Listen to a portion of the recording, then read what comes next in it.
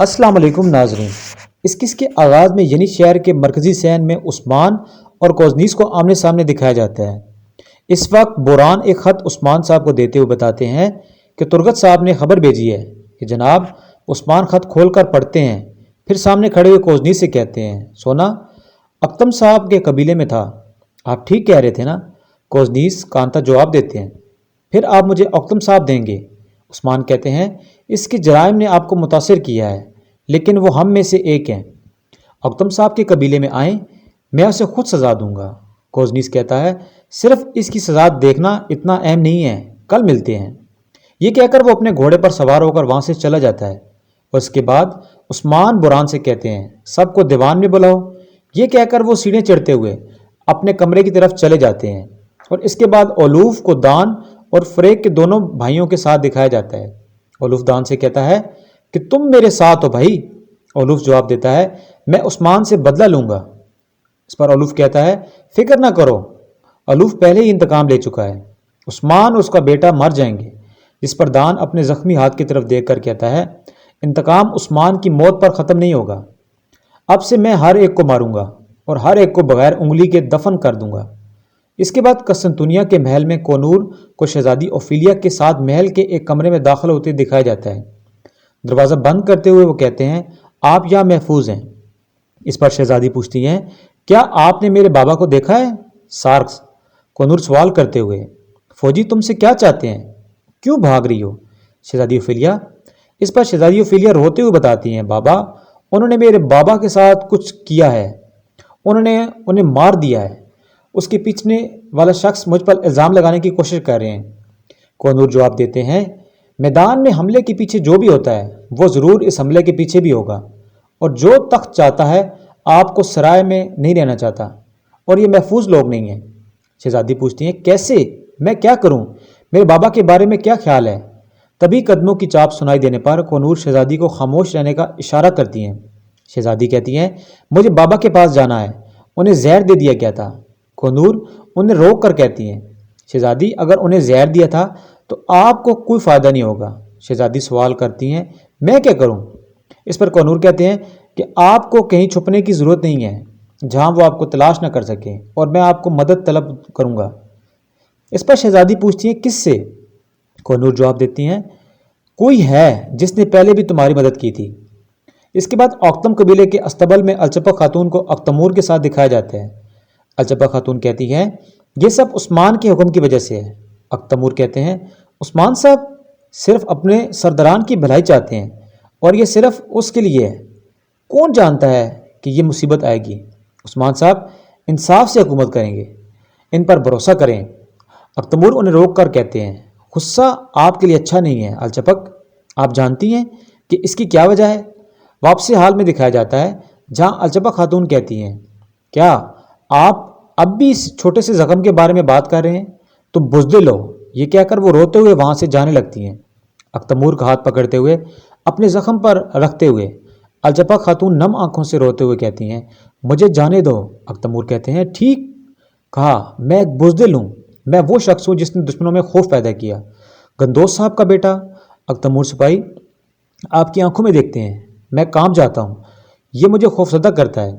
الچپا خاتون کے روتے ہوئے وہاں سے جانے کے لیے مڑ جانے پر اکتمور کہتے ہیں لیکن آپ بھی خوفزدہ ہیں، یہاں تک کہ میرا نام بھی نہیں لے سکتی۔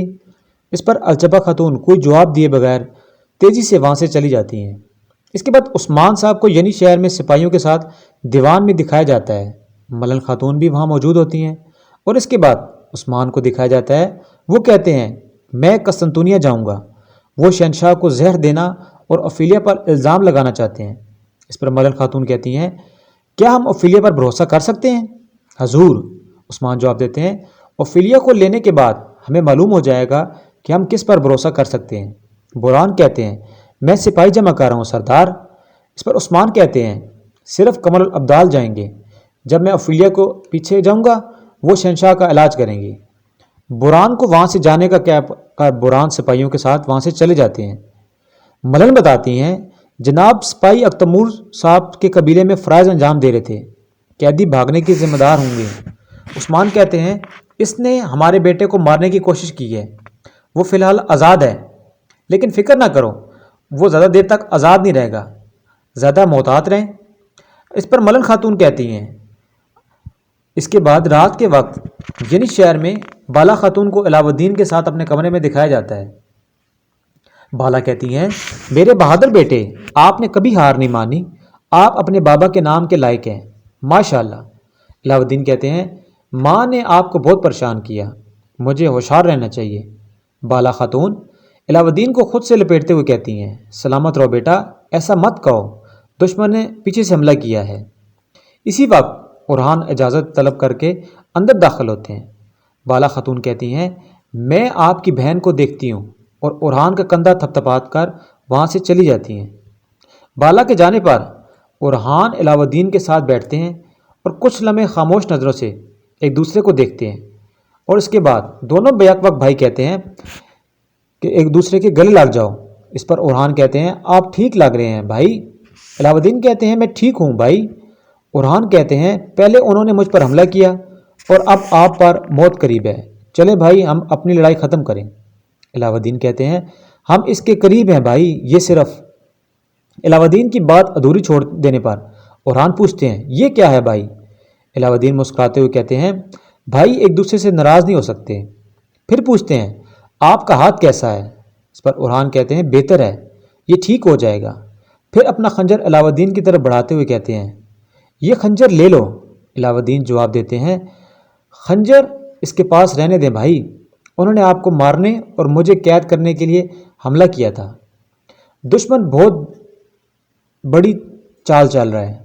جس پر اورحان وہ خنجر اورحان کی ذرا میں ڈالتے ہوئے کہتے ہیں پھر آپ اسے ہمیشہ یاد رکھیں گے تاکہ دوبارہ کبھی ایسا نہ ہو۔ علاؤ الدین مسکرا کر اسبات میں سر ہلاتے ہیں۔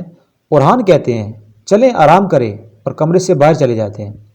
اس کے بعد ملن خاتون کو اپنے کمرے میں دکھایا جاتا ہے کہ وہ نم آنکھوں سے بچوں کے کپڑوں کو دیکھ رہی ہوتی ہیں۔ تبھی بالا خاتون اجازت طلب کر کے اندر داخل ہوتی ہیں۔ ملن خاتون کہتی ہیں بینگی خاتون مجھے معلوم ہے انہوں نے آج اپنے بیٹے کو دفن کیا ہے، اور جب میں ان کے بارے میں سوچتی ہوں تو مجھے درد محسوس ہوتا ہے۔ بالا خاتون کہتی ہیں خدا کرے کسی کے ساتھ ایسا نہ ہو۔ پھر کہتی ہیں میں جانتی ہوں ملن، یہاں تک کہ اگر اس کے ناخن کی نوک کو تکلیف پہنچے تو اس سے بھی میرا دل دکھتا ہے۔